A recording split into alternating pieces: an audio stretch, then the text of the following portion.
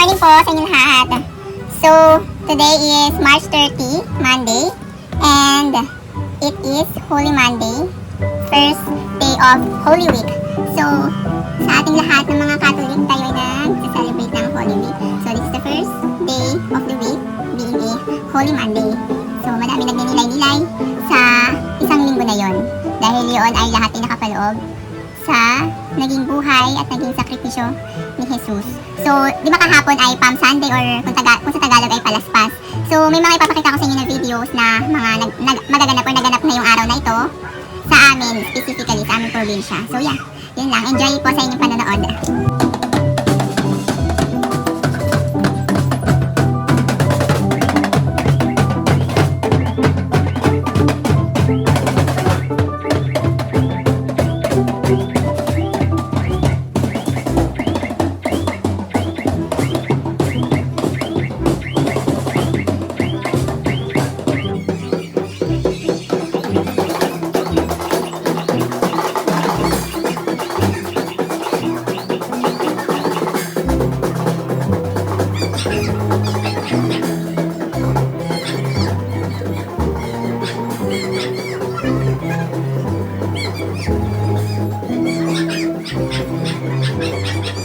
I'm back again. So, may ipinakita ko sa videos ko guys na Morion. So, sa mga hindi nakakalam ng Morion, ito, bibigyan ko kayo ng idea or ng meaning. So, a Morion is a type of open-face combat helmet originally from Spain. Used from the beginning of the 16th century to the early 17th century. The Morion usually had a flat brim and a crest running from front to back.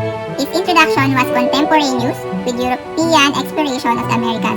Explorers such as Hernando de Soto and Coronado may have supplied morions to their foot soldiers in the 1540s. So, yung mga sinabi ko na yun ay galing lang siya sa Wikipedia. Sinerge ko lang siya talaga para ma-share sa inyo kung ano yung meaning niya at saka para hindi na kayo maguluhan para saan yan. So, this time, sasabihin ko din sa inyo, share ko din kung ano ang Moriones Festival. So, guys, kasama na talaga siya sa Holy Week sa amin. Yung mga Morions or yung Moriones Festival. Talagang siya ay nakataon talaga siya sa summer or sa Holy Week.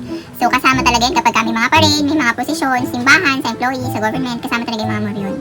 Yan. So sa mga hindi nakakalam po ng meaning ng Moriones Festival, it is a Lenten and religious festival held annually on Holy Week on the island of Marinduque, Philippines. The Moriones are men and women in costumes and masks replicating the garb of biblical Imperial Roman soldiers as interpreted by locals.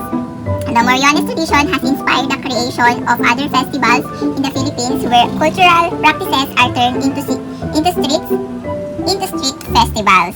So, it is a colorful festival celebrated on the island of Marinduque in the Philippines. The participants use Morion masks to depict the Roman soldiers and Syrian missionaries within the story of the Passion of the Christ. The mask was named after the 16th and 17th century Morion helmet.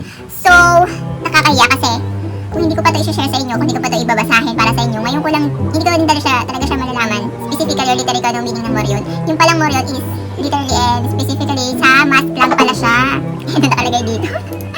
Mask, kasi kapag mga Morion sa amin is talaga nakaganyan may mask, yung nilalagay parang helmet, tapos may buhok ganyan, merong, ang tawag doon, may nakaukit sa mukha. So, doon pala talaga siya nanggaling. Parang helmet, Morion helmet talaga. So, hindi ko nababasahin lahat kung ano yung meaning ng Morion Festival tsaka Moriones. Ha? So, kung may mga, di pa rin kayo naiintindihan or kailangan nyo pa rin ng thorough explanation or meaning, pwede nyo naman siyang i-search na lang online or manood kayo ng iba-ibang videos from the past. Kasi medyo matagal na rin kasi itong ni Rini Inak. Kasi since diba dito kami nag-aral from elementary to high school, so lalo na nung high school kami, isa kami sa mga student, isa sa mga naging talaga. Kasi kumbaga nagpe-perform ng mga, ito yung, ano ba tawag dito? Yung sa mga Moriones, yung about kay Longhino, ganyan, Passion of Christ, yung nung pinako sa krus si Jesus, yan. Nire-reenact, yan. Rini-reenact ang story ni Longinos, a Roman centurion who was blind in one eye. So, ganun pala yung nangyari doon. Yeah. Napinis na bagong ligo. Bagong ligo yan. Bagong ligo, oh. Hindi na dapat ulit.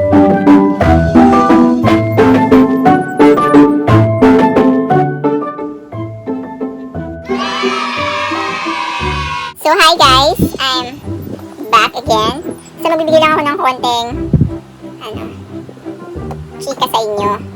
So as of now, it is 2:16 in the afternoon. Tinatapos ko yung last lesson na kailangan kong itakil sa online study ko. And then, malapit na siya matapos. Medyo napenggalan ako, masakit ang aking kamay.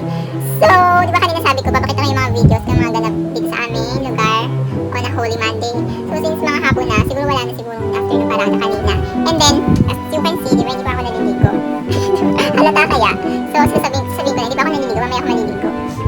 So, since mini-vlog naman to, yun ang pwede kong muna ngayon, videos. Di ba sabi ko last time, mag-share ako ng videos from my routine. Hindi ko pa siya magagawa up until, Holy Week siguro. Pero let's see. I don't know pa. Si Dapi niya nasa kabilang kwarto. Ewan ko bakit nandun siya lagi. Gusto niya dun sa tiles kasi malamig siguro dun. Ang init-init kasi sa amin dito ngayon. Super init, summer na summer. So yeah, yun lang. Thank you for watching guys. See you again on my next mini vlog. Bye!